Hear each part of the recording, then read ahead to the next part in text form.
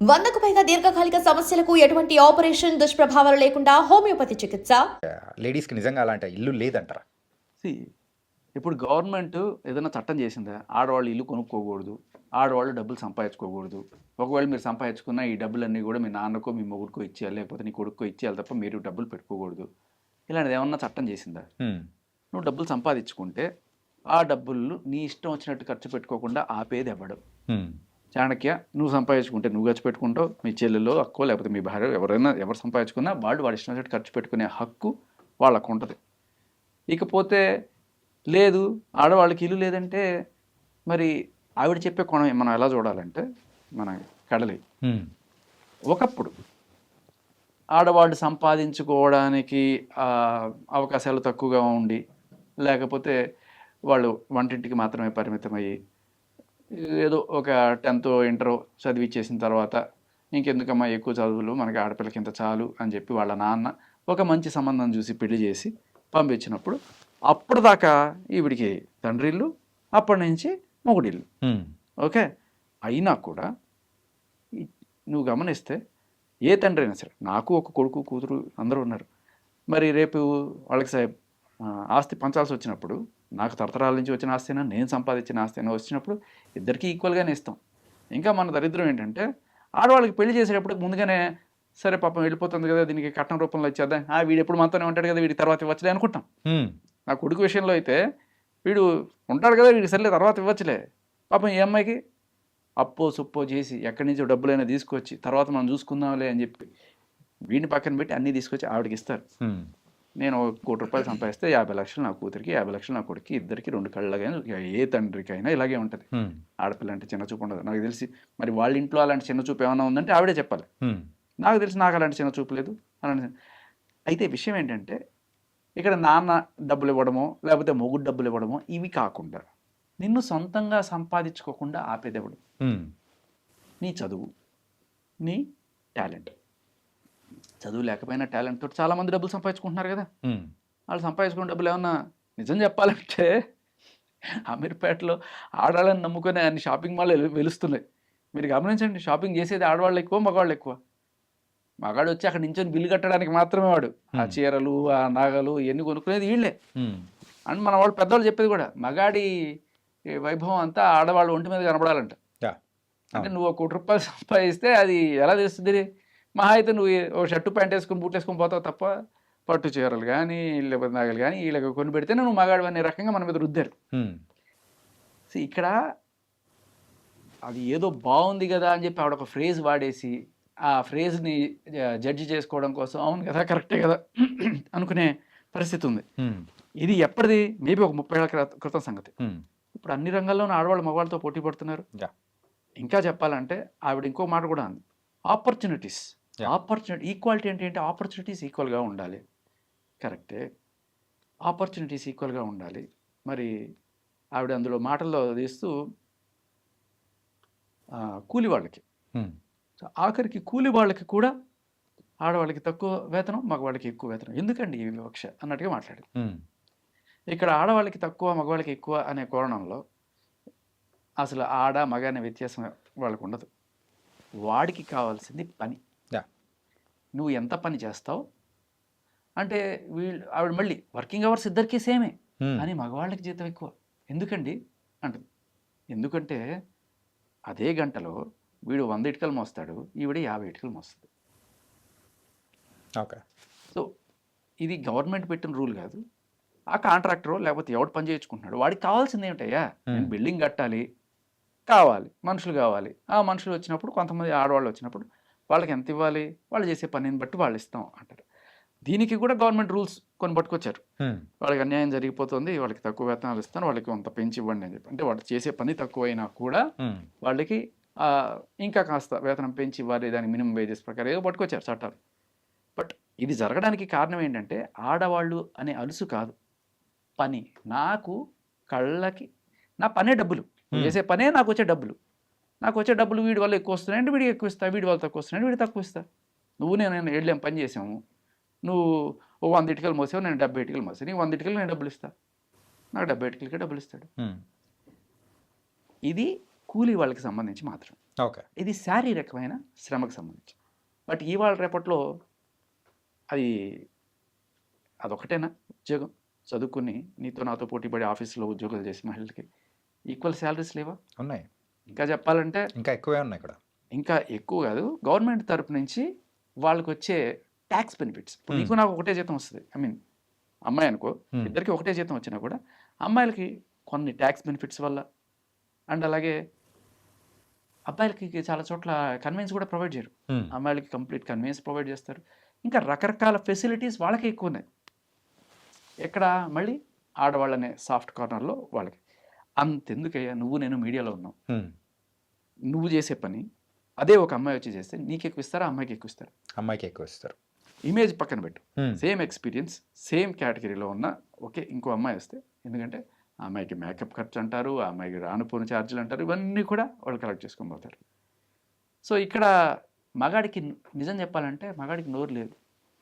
వాడికి ఆమ్గా వచ్చి చేసుకొని పోతాడు. ఏదో నాకు రావడమే గొప్ప విషయం, అంతే కదా. నువ్వు నేను యాంకర్గా జాయిన్ అయినప్పుడు మనకి షోల విషయంలో కూడా ఎట్ట జరిగేది అంతే. సో ఆడవాళ్ళు ఇచ్చే ప్రిఫరెన్స్ వేరు, మగవాళ్ళకి ఇచ్చే ప్రిఫరెన్స్ వేరు. కూలీల పరిస్థితిలో అలా ఉంటే యాంకర్ల పరిస్థితిలో ఎలా ఉంది.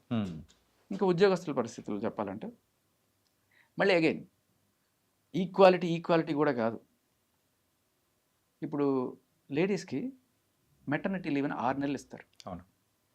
ఎంతో ఏడిస్తే మగాళ్ళకి ఈ మధ్యకాలంలో 1 మంత్ పెట్టారు. ఓకే. సో ఈ 6 నెలలు ఆవిడ వేరే పని చేస్తుంది ఖచ్చితంగా. I respect. 6 నెలలు కాదు, సంవత్సరం ఇచ్చినా తప్పలేదు. ఎందుకంటే మా ఆవిడే పడ్డది, నేను చూస్తాను. కెనడా లాంటి దేశాల్లో 2 ఏళ్ళు ఇస్తారు, తప్పు లేదు, ఖచ్చితంగా తప్పులేదు. కానీ ఆ 2 ఏళ్ళు ఆవిడకి ఇచ్చే శాలరీ ఏమివ్వరు. ఐ మీన్ శాలరీ ఇస్తూనే ఉంటారు, పని చేయక్కర్లేదు. బట్ దానికి పనిచేసేది ఎవడు? మగాడు కదా. నువ్వు నేను ఆవిడ లేని లోటు ఆఫీస్లో తీరుస్తాం. ఎందుకు అంటే ఆవిడ ఒక బిడ్డను మోసింది, కన్నది. ఆవిడ చేస్తున్నది గొప్ప పనే. మన ఇద్దరం ఆఫీస్ కోసం చేస్తాం, ఏకంగా ఆవిడ సృష్టి కోసం చేస్తాం, తప్పే లేదు. కానీ ఇక్కడ మగాళ్ళు ఏదో అన్యాయం చేసేస్తాను లేదు, మగాళ్ళు న్యాయం చేస్తున్నారు నిజానికి ఆడవాళ్ళకి. ఇంకా వాళ్ళు అంత హ్యాపీగా బతకడానికి వాళ్ళ భర్త, వాళ్ళ తండ్రే కాకుండా ఆఫీస్లో పనిచేసే కొలీగ్స్ కూడా వాళ్ళ వర్క్ షేర్ చేసుకోవడం వల్ల వాళ్ళంత హ్యాపీగా ఉండగలుగుతున్నారు కదా. ఈ మధ్యకాలంలో కూడా ఎక్కడో చూసాం. ఇప్పుడు ఎంసెట్ రాస్తారు, లేకపోతే కాంపిటేటివ్ ఎగ్జామ్స్ రాస్తారు. దీంట్లో ఆడవాళ్ళకి సపరేట్ ర్యాంకులు, మగవాళ్ళకి సపరేట్ ర్యాంకులు ఏమైనా ఉంటాయా? ఏముండవు. బట్ రిజర్వేషన్ కేటగిరీలు ఏవో ఉంటాయి. ఆడవాళ్ళకి రిజర్వేషన్లో సీట్లు అవన్నీ ఉంటాయి. అదే ర్యాంక్ వచ్చిన నీకు సీట్ రాకపోవచ్చు, అదే ర్యాంక్ వచ్చిన ఆడవాళ్ళకి ఈజీగా సీట్ వస్తుంది. సరే, అది పక్కన కూడా పెడదాం. బట్ అసలు ఎగ్జామ్సే ఆడవాళ్ళకి సపరేట్గా పెడతాం, మగవాళ్ళకి సపరేట్గా పెడతాం అంటే ఎట్లా ఉంటుంది? కుదరదు. ఆపర్చునిటీస్ అనేవి ఈక్వల్గా ఉండాలన్నప్పుడు టాలెంట్ కూడా ఈక్వల్గా ఉండాలి. నేను ఎందుకు చెప్పిన అంటే అట్లాంటివి లేదు. నువ్వు చెస్ గమనించు, ఇంటర్నేషనల్ చెస్ టోర్నమెంట్స్, లేకపోతే ఇవి లేడీస్ కోసం ప్రత్యేకమైన చెస్ టోర్నమెంట్ అంట. ఇప్పుడు క్రికెట్ అన్నాం అనుకో, సరే నీ శారీరక దారుఢ్యం వేరు, ఆవిడ వేరు. ఆవిడ నీతో పాటు పరిగెత్తలేకపోవచ్చు, నేను ఒప్పుకుంటాను. ఆవిడ అంత అథ్లెటిక్గా అంత స్పీడ్గా ఉండకపోవచ్చు. కాబట్టి వీళ్ళకి కలిపి క్రికెట్ పెట్టడము, లేకపోతే వేరే స్పోర్ట్స్ ఫిజికల్గా ఇన్వాల్వ్ అయ్యే స్పోర్ట్స్ పెట్టడము కరెక్ట్ కాకపోవచ్చు. బట్ చెస్ ఏంటే ప్యూర్లీ మెంటల్ గేమ్ కదా.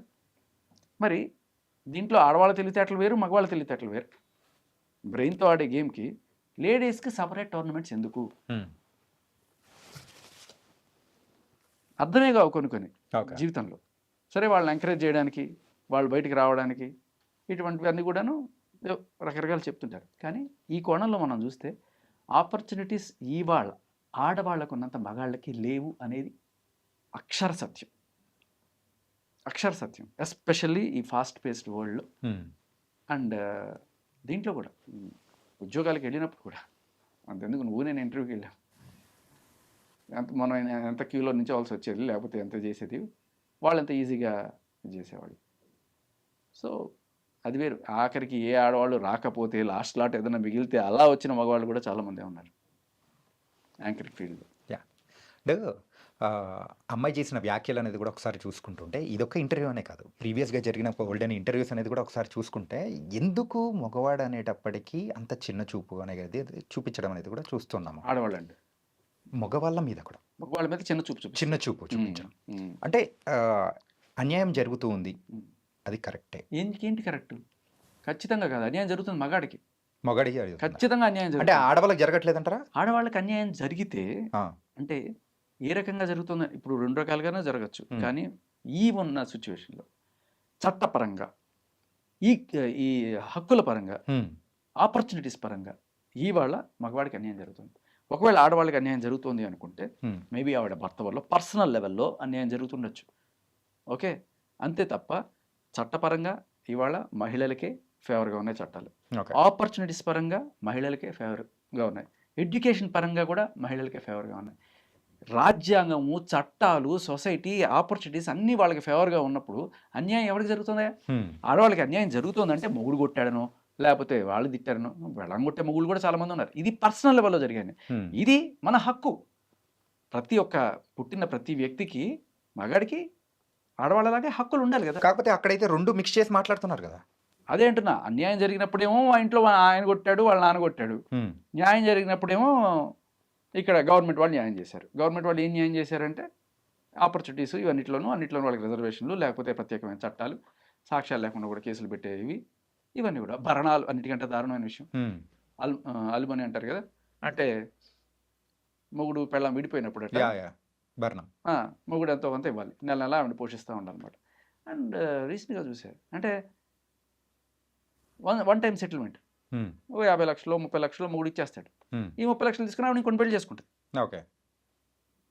వాళ్ళు ఏమనుకుంటారు, అరే నేను సంపాదించిన డబ్బులతో ఇంకోటి పెళ్లి చేసుకుని చేసుకున్నా ఉంటే నాకు ఎంత కాలిపోద్ది. అదే కదా. ఉమ్, ఇది ఇది ఏ రకమైన న్యాయం?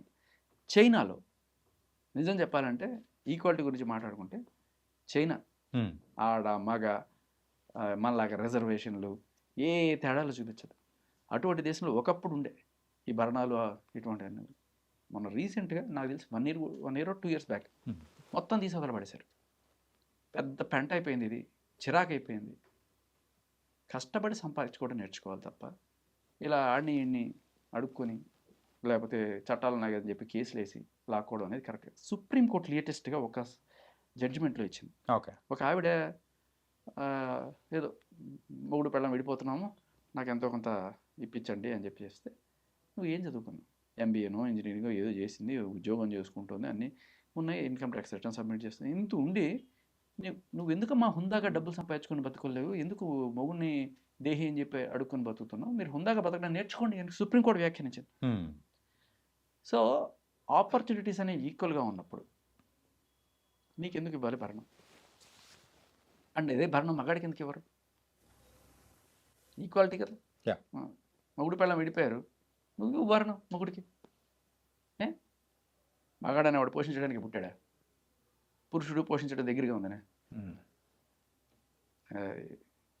సో నిజంగా చెప్పాలంటే మనల్ని ఇంకా ఒక భ్రమలో బతికేట్టు ఆడవాళ్ళు అన్యాయం అనేది ముసుగేసుకొని చాలా రోజుల నుంచి సొసైటీలో ఇది నడుపుతూ ఈ ఫెమినిస్టులు వీళ్ళందరూ కూడాను ఉమ్, మగాడిని ఒక ఇన్సెక్యూరిటీకి గురి చేస్తూ, మగాడు అవును ఇది నిజమేనేమో అని చెప్పి నువ్వే అన్నావు, ఏమో మగాడికి అన్యాయం జరుగుతుంది అనే స్టేజ్లో మగాడు వెళ్ళిపోయేలా చేసి ఇవాళ అన్ని రకాల ఫెసిలిటీస్ అక్కడే పోతున్నాయి, అన్ని రకాల ఆపర్చునిటీస్ అడిపోతున్నాయి, మగాడు అడుగు తినే స్టేజ్కి వస్తున్నాడు.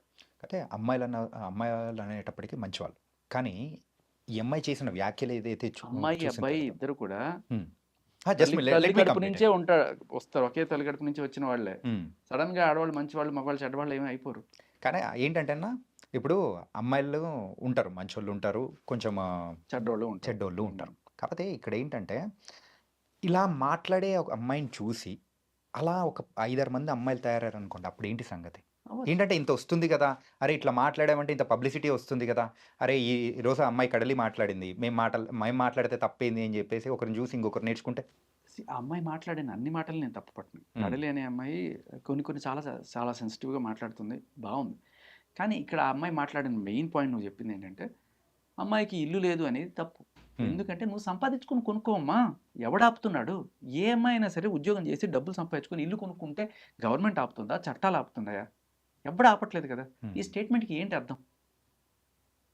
అండ్ ఇంకా నిజం చెప్పాలంటే ఆవిడకి చాలా తొందరగానే పెళ్లి చేసేస్తారు మగవాళ్ళకైనా ఆడవాళ్ళకి. ఉమ్, ఆ టైంలోనే అంటే చేసేటప్పుడే వాళ్ళు స్థితిగతుల కన్నా ఎక్కువ, ఒక రిక్షా తొక్కుకునేవాడు ఒక కారు ఉండేవాడికి, ఒక 10 లక్షలు ఉండేవాడు ఒక 20 లక్షలు ఉండేవాడికి ఇలా ఇచ్చి పెళ్లి చేద్దాం అనుకుంటా.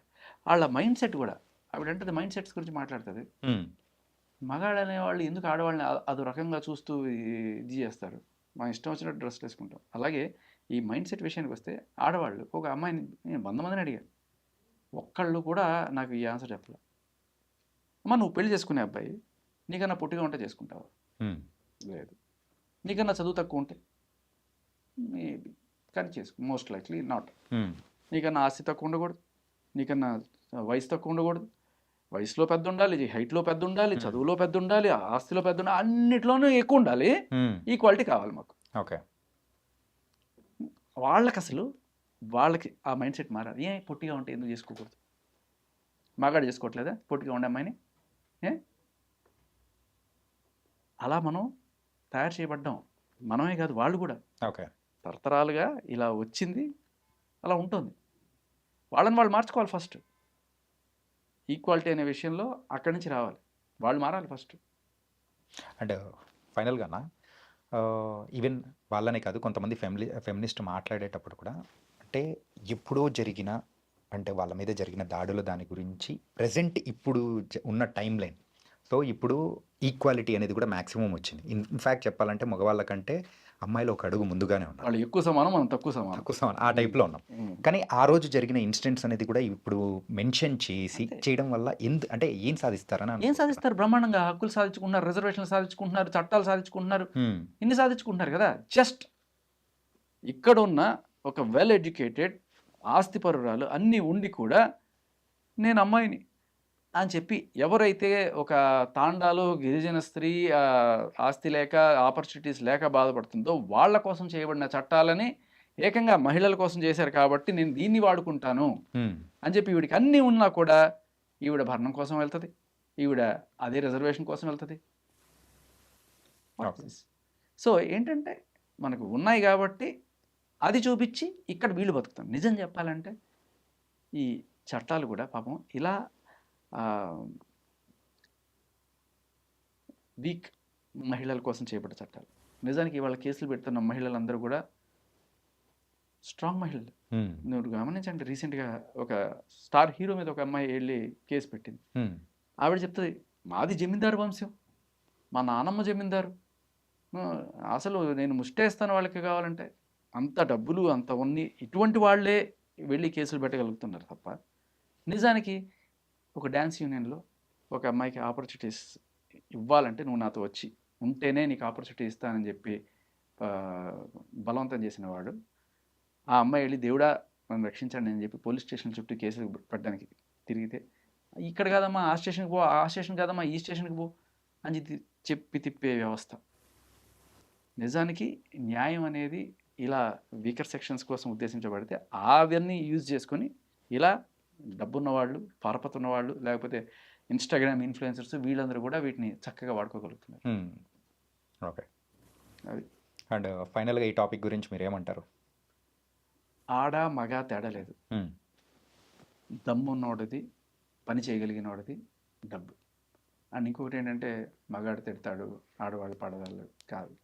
ఆడది సంపాదించి బాగా కోట్లు సంపాదించింది, ఏం 1000 రూపాయలు లేకపోతే 10,000 జీతం ఉన్నవాడు వాడిని పెళ్లి చేసుకుంది నచ్చి, వాడు ఏం చేస్తాడు? ఎగురుతాడా పెళ్ళ మీద? మూసుకొని ఉంటాడు. లేకపోతే నాకు ఇది కూడా ఉండదు, మంచి కారు ఇచ్చింది, మంచి బంగ్లా ఇచ్చింది, ఆవిడ నన్ను చేసుకోవడమే నాకు గొప్ప విషయం కాబట్టి నేను అణిగి పడి ఉండాలి అని మగాడు ఎట్లా అనుకుంటాడు. అలాగే ఒకప్పుడు ఒక మంచి అయ్యే చేతిలో పిల్లని పెట్టాలనుకున్నప్పుడు వాడికి అంత కారు బంగ్లా అన్నీ ఉన్నాయి, నిన్ను చూసి చేసుకున్నాడంటే మనం అణిగిమణి ఉండాలి అనుకునే స్టేజ్లో వాళ్ళు ఉండే. ఇది ఆడ మగ వ్యత్యాసం కాదు, డబ్బు పరపతిలో ఉన్న తేడా. బాగా డబ్బు సంపాదించు, మగాడే నీ వెనకాల ఊడిగం చేస్తాడు. కానీ ఇక్కడ వీళ్ళ ఎంత డబ్బు సంపాదించినా అంతకన్నా డబ్బు సంపాదించిన వాడిని నేను చేసుకోవాలి అనుకునే యాటిట్యూడ్, అంతకన్నా పొడుగు ఉండాలి, అంతకన్నా ఎడ్యుకేషన్ ఉండాలి, అంతకన్నా ఆస్తి ఉండాలి అనే ఈ మెంటాలిటీ ఆడవాడదు. ఓకే, అదే తేడా కొడుతుంది. బేసికల్లీ నిజంగానే నీకన్నా తక్కువలో ఉన్నవాడిని నువ్వు చేసుకొని చూడు, అన్నిట్లోనూ. ఎలా ఉంటుందో చూడండి. Okay.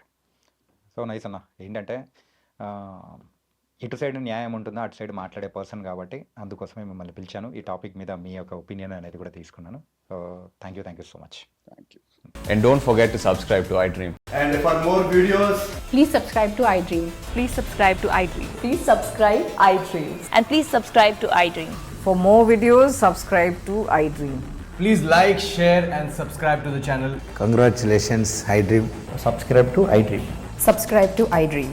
So subscribe to iDream Media.